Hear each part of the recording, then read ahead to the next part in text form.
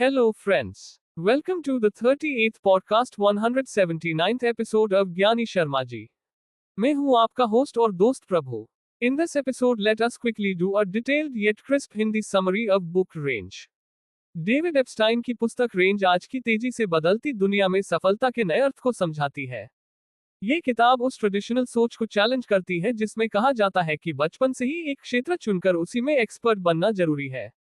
लेखक बताते हैं कि जीवन में अलग अलग अनुभव रखने वाले लोग यानी जनरलिस्ट्स कई बार स्पेशलिस्ट से ज्यादा सफल होते हैं, खासकर उन क्षेत्रों में जहां क्रिएटिविटी, अडेप्टेबिलिटी और प्रॉब्लम सॉल्विंग की जरूरत होती है.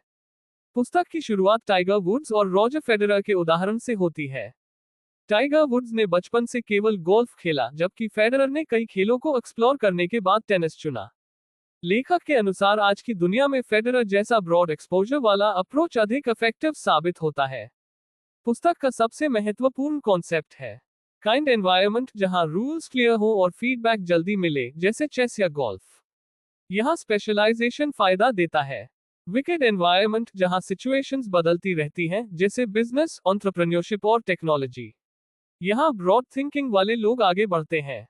लेखक सैम्पलिंग पीरियड की बात भी करते हैं, यानी जीवन का वह फेज जहां व्यक्ति अलग अलग चीजें ट्राई करता है.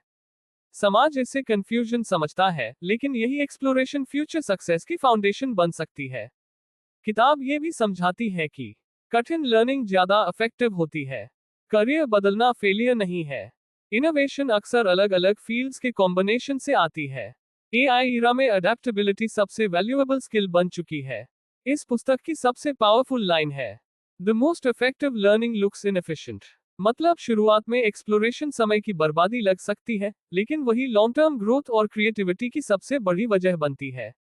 ये पुस्तक स्टूडेंट्स, एंटरप्रेन्योर्स, क्रिएटर्स, प्रोफेशनल्स और करियर कंफ्यूजन से गुजर रहे लोगों के लिए बेहद उपयोगी है. रेंज हमें सिखाती है कि हर व्यक्ति का रास्ता अलग होता है और विविध अनुभव कमजोरी नहीं बल्कि एक बड़ी ताकत हो सकते हैं. Book rating 9 out of 10. Thanks a lot, friends.